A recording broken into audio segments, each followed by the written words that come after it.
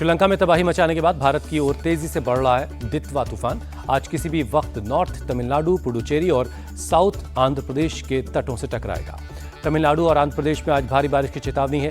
मछुआरों को समुद्र से दूर रहने के लिए कहा गया है। तटीय इलाकों में तूफान की वजह से 60 से 100 किलोमीटर प्रति घंटे की रफ्तार से हवाएं चल सकती हैं। तूफान का असर 48 घंटे तक रहने का अनुमान है।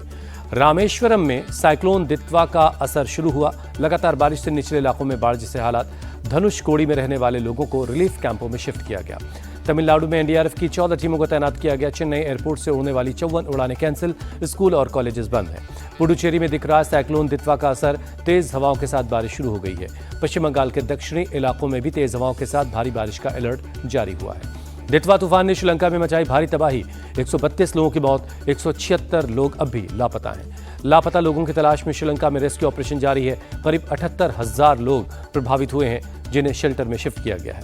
इंडोनेशिया में बाढ़ और लैंडस्लाइड से मरने वालों का आंकड़ा बढ़कर 279 हो गया है। सैकड़ों लोग अब भी लापता हैं। इंडोनेशिया के कई इलाकों में बाढ़ से सड़कें तबाह हो गई हैं। संचार व्यवस्था को काफी नुकसान हुआ है। दिल्ली के संगम विहार इलाके में 4 मंजिला इमारत में आग लग गई। 4 लोगों की जलने से मौत, एक महिला जख्मी है।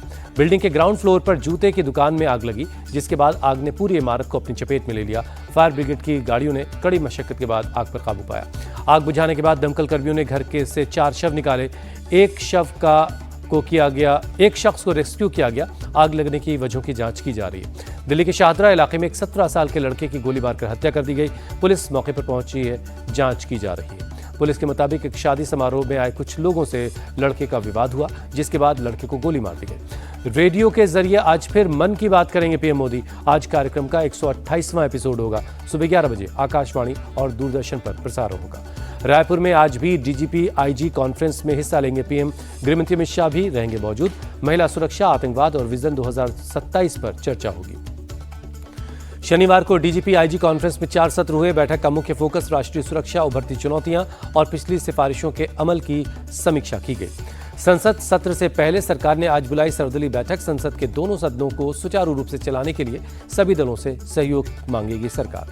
शाम 4 बजे दोनों सदनों के बिजनेस एडवाइजरी काउंसिल की मीटिंग होगी। संसद सत्र को लेकर रणनीति बनेगी। कांग्रेस पार्लियामेंट्री स्ट्रेटेजी कमेटी की आज बैठक होगी। सोनिया गांधी करेंगी अध्यक्षता। राहुल गांधी और मल्लिकार्जुन खड़गे भी मौजूद रहेंगे। जमीयत के अधिवेशन में मौलाना मदनी ने उगला जहर, कहा कायर कौम की फितरत में सरेंडर होता है, जुल्म के बदले जारी रहेगा जिहाद। सुप्रीम कोर्ट के खिलाफ मदनी की भड़काऊ तकरीर, कहा जहां संविधान की रक्षा नहीं, उसे सुप्रीम कहलाने का अधिकार नहीं। जमीयत के चीफ के बयान पर बीजेपी का पलटवार। संबित पात्रा बोले उन्होंने जिहाद का नाम लेकर लोगों को भड़काने की कोशिश की। बीजेपी ने मौलाना मदनी पर कड़े एक्शन की मांग की। कहा उनके गैर जिम्मेदाराना बयान पर सुप्रीम कोर्ट स्वतः संज्ञान ले। जिहाद के सहारे मुसलमानों को आतंक के रास्ते पर ढकेल रहे मौलाना मदनी के बयान पर वीएचपी ने साधा निशाना। दिल्ली ब्लास्ट केस में एनआईए की तफ्तीश तेज हुई। उत्तराखंड के हल्द्वानी से मौलवी समेत 2 संदिग्ध हिरासत में। मौलाना आसिम का कनेक्शन दिल्ली ब्लास्ट से जुड़ा।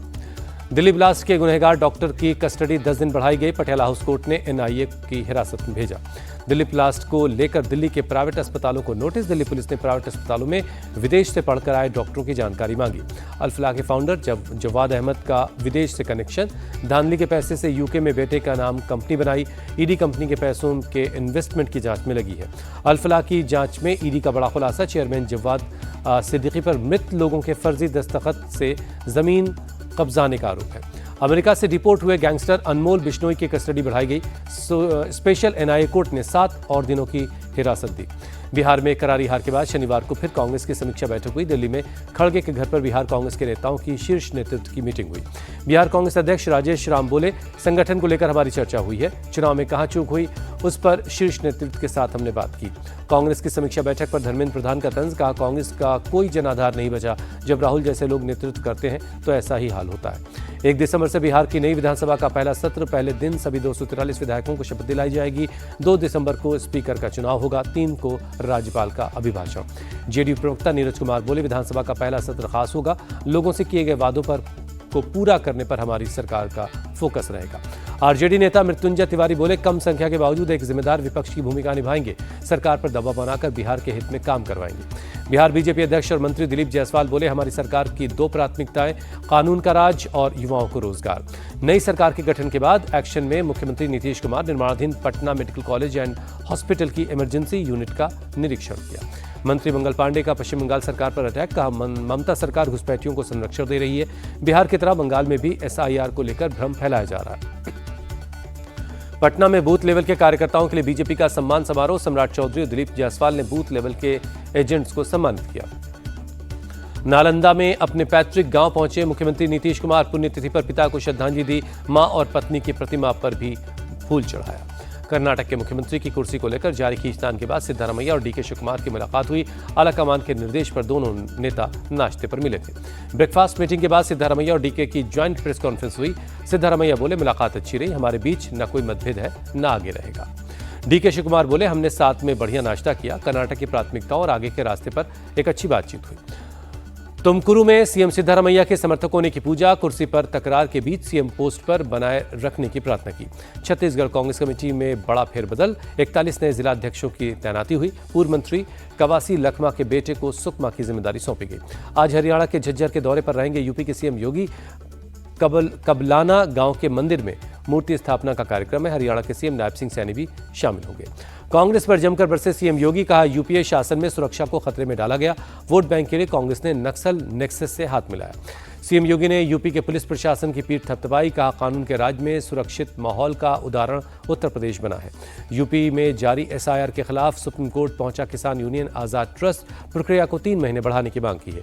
अखिलेश यादव का बीजेपी पर बड़ा आरोप, कहा वोट चोरी को छिपाने के लिए हड़बड़ी में एसआईआर करवा रही है। लखनऊ में समाजवादी पार्टी के दफ्तर के बाहर पोस्टर, एसआईआर, नोटबंदी और कई अन्य मुद्दों को लेकर बीजेपी सरकार पर बोला हमला। अखिलेश यादव ने सपा की बैठक बुलाई। यूपी में चल रहे एसआईआर और बीएलओ की मौत को लेकर मीटिंग हुई। मृतक बीएलओ के परिवारों को आर्थिक मदद देगी समाजवादी पार्टी।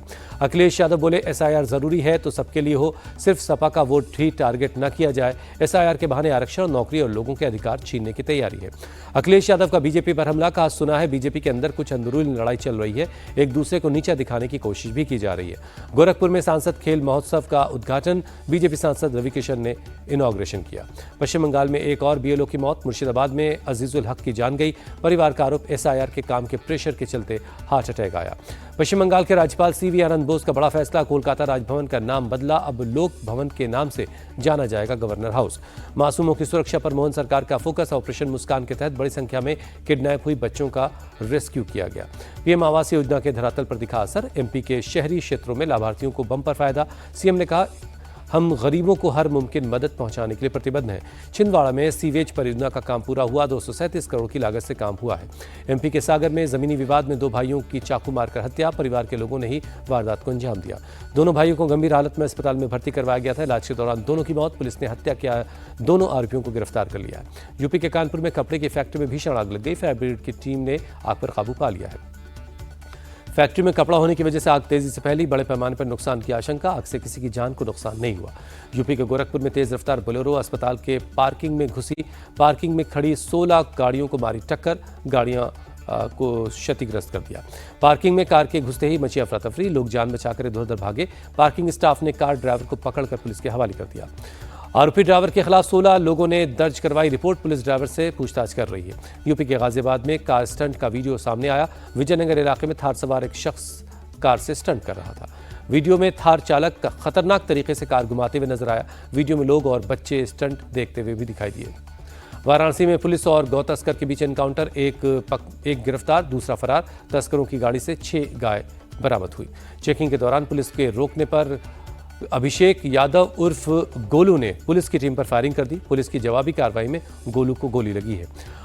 अगरतला में असामाजिक तत्वों ने सरकारी संपत्ति को पहुंचाया नुकसान, बाइक सवार लड़कों ने हेलमेट पहनकर तोड़फोड़ की। पुलिस ने 9 आरोपियों को गिरफ्तार किया।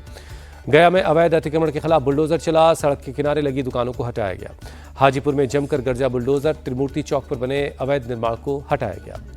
समस्तीपुर में जेसीबी की मदद से हटाया गया अवैध अतिक्रमण, भारी पुलिस बल की मौजूदगी में कार्रवाई हुई।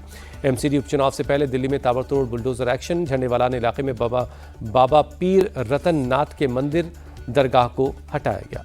अजमेर दरगाह के पास नगर निगम बुलडोजर चला। उर्स के मेले से पहले भारी पुलिस बल की तैनाती के बीच अतिक्रमण हटाया गया। मैनपुरी में 7वीं के एक छात्र की कुल्हाड़ी से गला काटकर हत्या कर दी गई। पुरानी रंजिश में मर्डर, जंगल में शव मिलने के बाद इलाके में तनाव। मेरठ में घर की खरीद बिक्री पर जमकर हंगामा, मुस्लिम पक्ष से घर वापस करने की मांग, थाने के बाहर हिंदू पक्ष के लोगों ने प्रदर्शन किया। हिंदू शख्स का घर मुसलमान को दिए जाने पर विरोध, हिंदूवादी लोगों ने पलायन के पोस्टर लगाकर धरना दिया। भारत और साउथ अफ्रीका के बीच 3 मैचों की वनडे सीरीज का पहला मुकाबला है आज। रांची के JSCA इंटरनेशनल स्टेडियम कॉम्प्लेक्स में दोपहर 1:30 बजे मैच शुरू होगा। शुभमन गिल की गैर मौजूदगी में KL राहुल संभालेंगे टीम की कमान। रोहित शर्मा और विराट कोहली भी खेलेंगे। टेस्ट सीरीज में टीम इंडिया को झेलनी पड़ी 0-2 से हार। साउथ अफ्रीका को हराकर विनिंग ट्रैक पर लौटना चाहेगी टीम इंडिया। रोहित और विराट के वनडे वर्ल्ड कप को लेकर जल्द ही BCCI की मीटिंग होगी। रिपोर्ट्स के मुताबिक कोच गौतम गंभीर और चीफ सेलेक्टर अजित अगरकर मौजूद रहेंगे।